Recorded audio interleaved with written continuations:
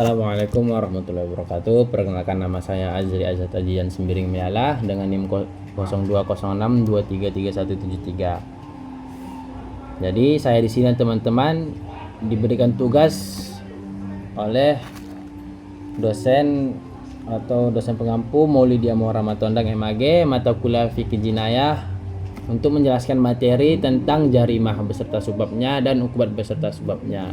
Jadi langsung masuk kita pada sebab pertama, itu jarimah. Jarimah juga sudah kita pelajari pada materi sebelumnya, yaitu jarimah secara sederhana dapat diartikan sebagai tindak pidana atau kejahatan menurut syariat Islam. Konsep ini berbeda dengan hukum pidana konvensional atau umum karena sumber hukum pidana Islam berasal dari Al-Quran dan Sunnah serta ijma' dan qiyas. Jarimah ini bertujuan untuk menjaga ketertiban masyarakat, melindungi hak-hak individu, dan mencegah kemaksiatan. Masuklah kita pada perumusan jarimah. Perumusan jarimah dalam hukum Islam memiliki beberapa ciri khas. Yang pertama ialah berdasarkan nas, yaitu Al-Quran dan Sunnah. Banyak jarimah dirumuskan secara eksplisit dalam Al-Quran dan Sunnah Nabi Muhammad SAW, seperti zina, pencurian, dan pembunuhan. Ketentuan hukumnya pun seringkali telah ditetapkan di dalam Al-Quran dan Sunnah itu sendiri. Yang selanjutnya ialah melalui ijtihad ulama. Untuk kasus-kasus yang tidak diatur secara eksplisit di dalam nas atau Al-Quran dan Sunnah, ulama melakukan ijtihad berdasarkan prinsip-prinsip syariat untuk menentukan apakah suatu perbuatan termasuk jarimah atau tidak, serta sanksi yang sesuai. Selanjutnya, mempertimbangkan kemaslahatan umat atau kepentingan orang banyak umum. Perumusan jarimah juga mempertimbangkan kemaslahatan umat. Suatu perbuatan dapat dianggap jarimah jika menimbulkan kerusakan atau kerugian bagi masyarakat secara luas. Selanjutnya adalah macam-macam jarimah. Jarimah dibagi menjadi beberapa kategori utama berdasarkan jenis hukuman atau sifatnya. Yang pertama, hudud.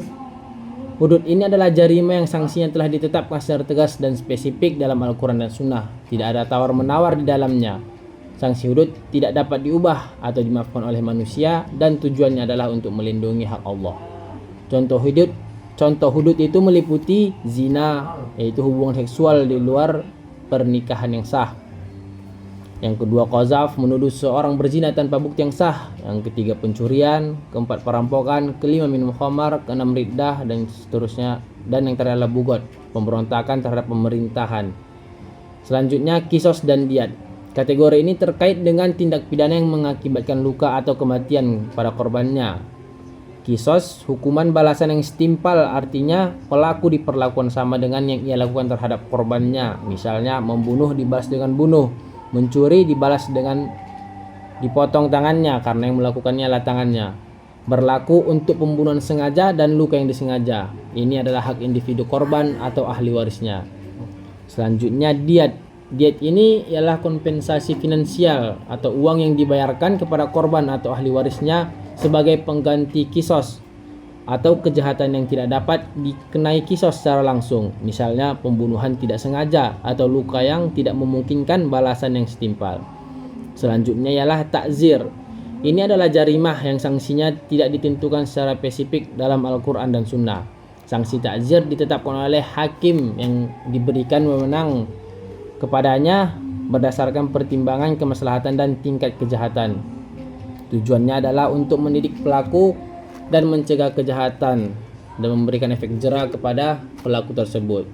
Contoh takzir itu meliputi penipuan, korupsi, mengganggu ketertiban umum, fitnah yang tidak terkait zina, perbuatan asusila yang tidak sampai levelnya seperti zina. Yang selanjutnya adalah ketiga, unsur-unsur jarimah.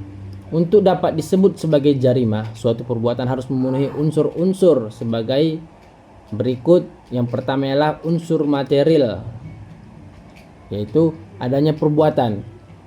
Harus ada tindakan nyata yang dilakukan oleh pelaku, baik berupa perbuatan positif, misalnya mencuri, maupun perbuatan negatif, misalnya tidak melakukan sesuatu yang wajib, seperti tidak membayar zakat jika diatur sebagai jarimah.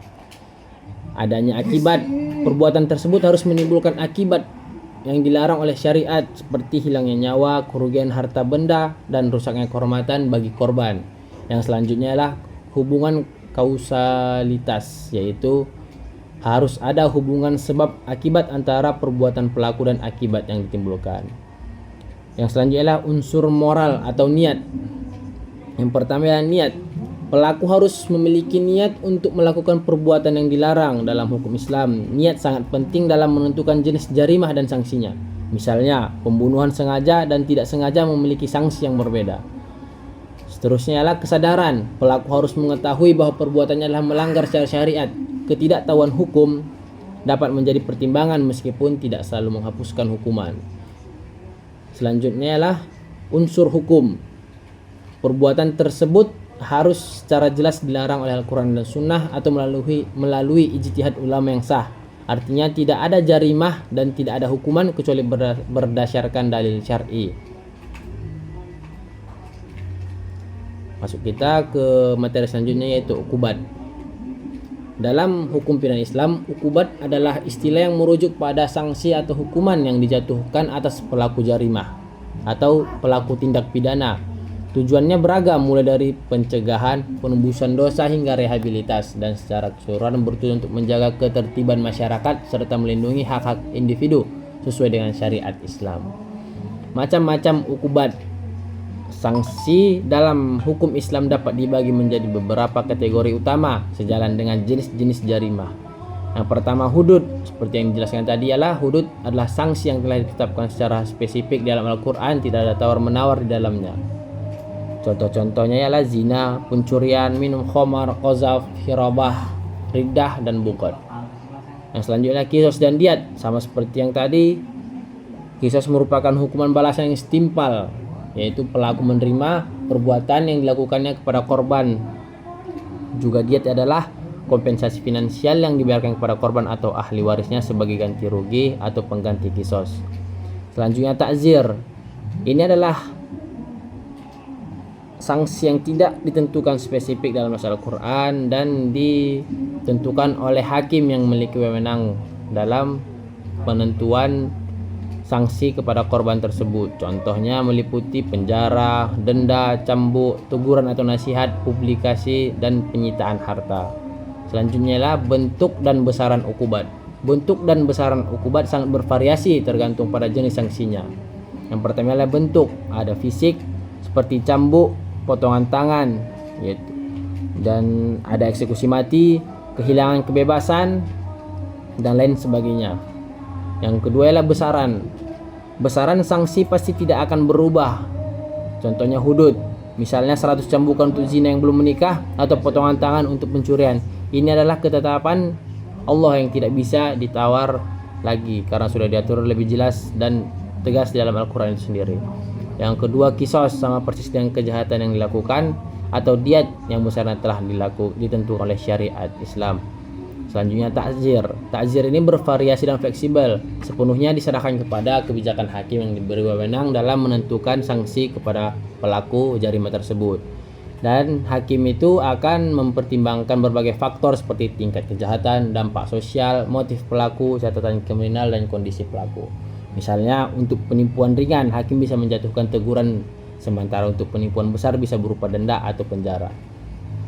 Yang selanjutnya adalah penentuan jumlah ukubat. Penentuan jumlah atau besaran ukubat bergantung pada jenis sanksi dan peranan pihak yang berwenang. Untuk hudud, jumlahnya sudah ditentukan oleh syariat di dalam Al-Quran dan Sunnah. Hakim tidak memiliki wewenang untuk menambah atau mengurangi. Peran hakim hanya memastikan bahwa semua syarat dan rukun untuk penerapan hudud terpenuhi, termasuk bukti yang kuat dan tidak ada syubhat atau keraguan di dalamnya. Untuk qisas dan diat, jumlah untuk qisas adalah setimpal dengan perbuatan yang dilakukan oleh pelaku jarimah. Untuk diat telah ditentukan syariat meskipun nilainya setara dengan mata uang modern bisa bervariasi. Yang ketiga, hakim. Hakim berperan dalam memastikan bahwa hak qisas atau diat benar-benar menjadi hak korban atau ahli warisnya dan memastikan prosesnya berjalan adil. Ahli waris memiliki pilihan untuk memaafkan atau menerima diat. Untuk ta'zir, penentuan jumlah untuk besaran ukubat ta'zir sepenuhnya berada di tangan hakim yang memiliki wewenang untuk menetapkan sanksi kepada pelaku jarimah tersebut. Ada beberapa poin menjadi pertimbangan untuk hakim, yaitu keseriusan kejahatannya, seberapa parah dampak perbuatan tersebut, motif pelaku atau niat di balik perbuatannya, kondisi pelaku, apakah ia sadar dalam melakukan tindak pidana tersebut, kemaslahatan umum, apakah pelaku jarima tersebut melakukan tindak pidana yang merugikan banyak atau halayak umum. Yang selanjutnya adalah tujuan sanksi, apakah sanksi tersebut bertujuan untuk rehabilitas, pencegahan atau penembusan dosa. Mungkin demikianlah yang dapat saya sampaikan untuk materi jarimah dan ukubat. Jika ada kesalahan, saya mohon maaf dan mungkin akan dibenarkan oleh dosen kita di pertemuan berikutnya. Saya akhiri dengan salam. Assalamualaikum warahmatullahi wabarakatuh.